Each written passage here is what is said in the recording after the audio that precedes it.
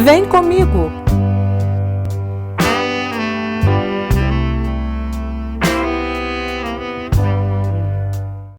Bom dia, boa tarde, boa noite, bonjour, bonsoir.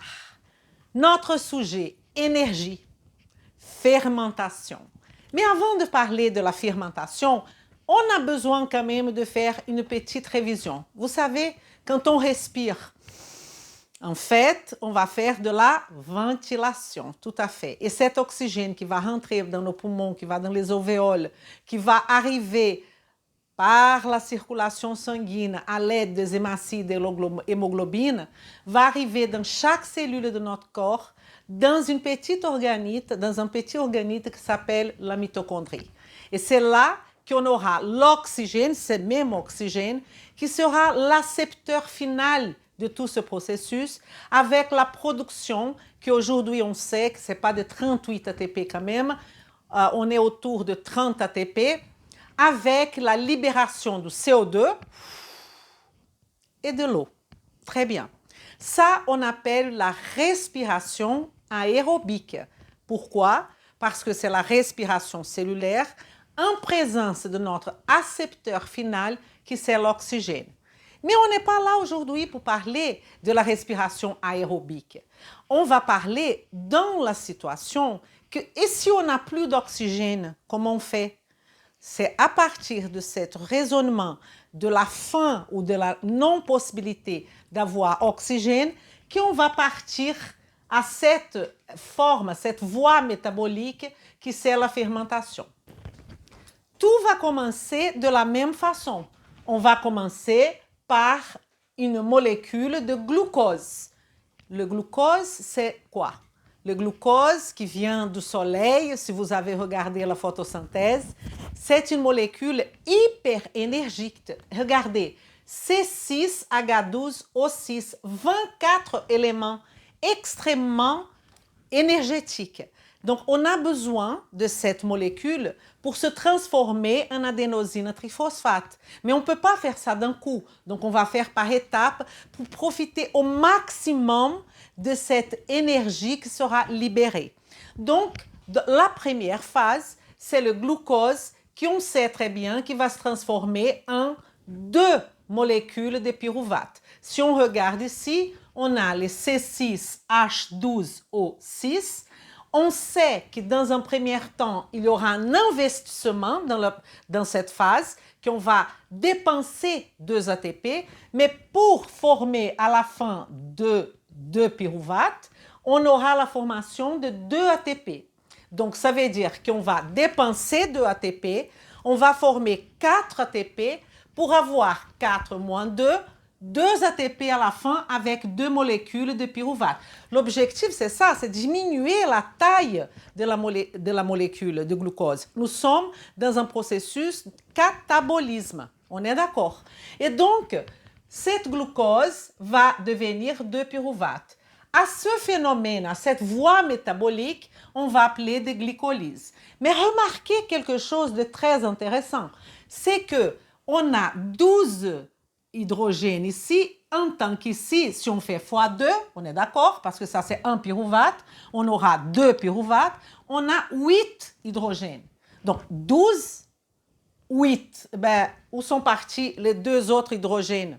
Il faut savoir que quand on fait ce type de catabolisme, il y a toujours dans la libération d'énergie, c'est quoi? Libération d'électrons, mais aussi la libération de protons, d'hydrogènes.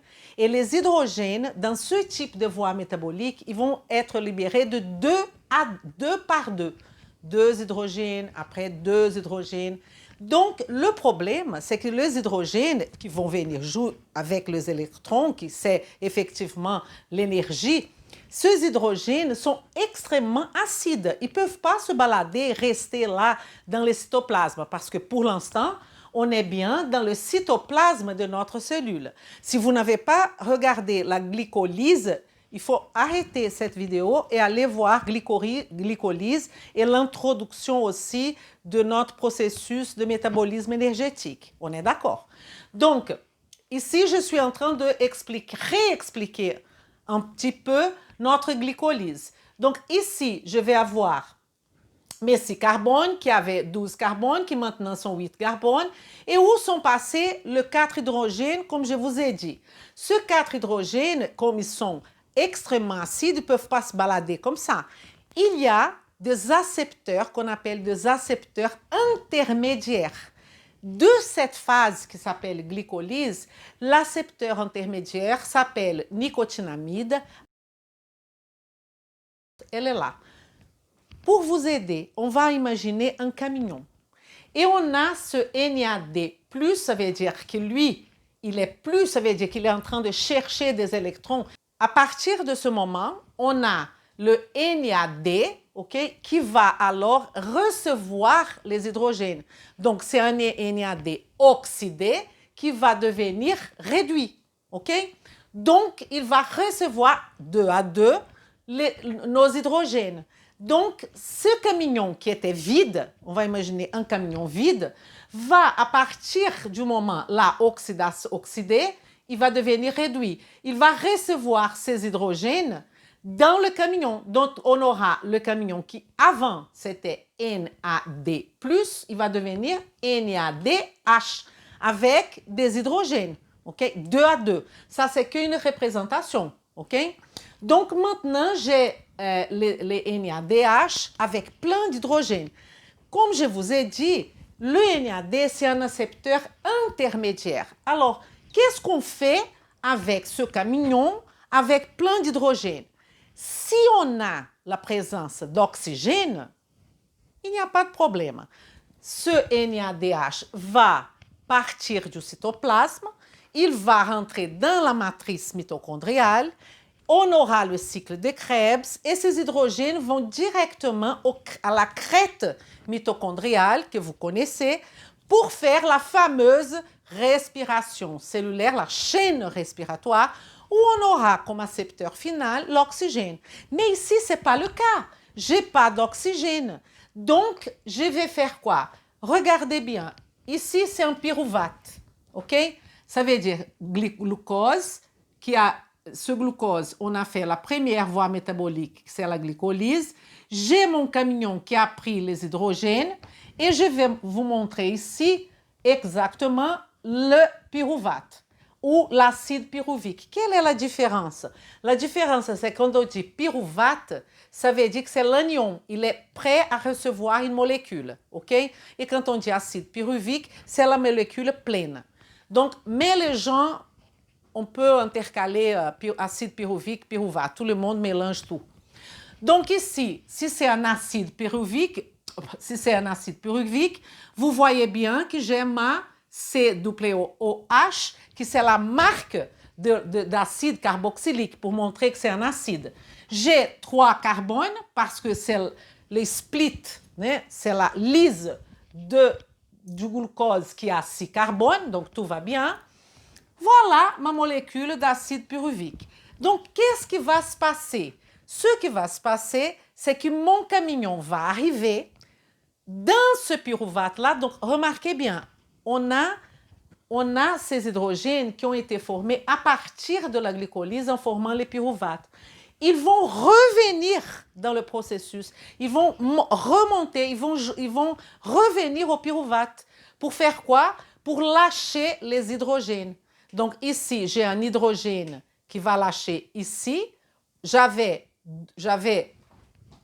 CC3H4, H non. À chaque fois que je dis H, ça veut dire H. CC3H4O3, il est là. C3, 1, 2, 3. H4, mes hydrogènes, 1, 2, 3, 4, OK?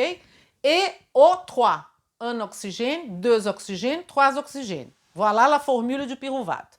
Vont arriver mon camion avec plein d'hydrogène. Comme ce camion ne peut pas continuer vers le cycle de Krebs, vers la respiration aérobique, qu'est-ce qu'il va faire? Il va utiliser du pyruvate et il va lâcher ces hydrogènes là au niveau du pyruvate. Il va laisser un hydrogène ici, au niveau du carbone numéro 2, et un hydrogène là. Et donc, on aura la formation de lactate ou acide lactique. Le problème, c'est que cette conception-là, on aura la formation à peine de 2 ATP, pas plus, en tant que la respiration aérobique me donne 30 ATP. Mais ce qu'il faut que vous compreniez vraiment, c'est quel est l'objectif de la fermentation. Vem comigo!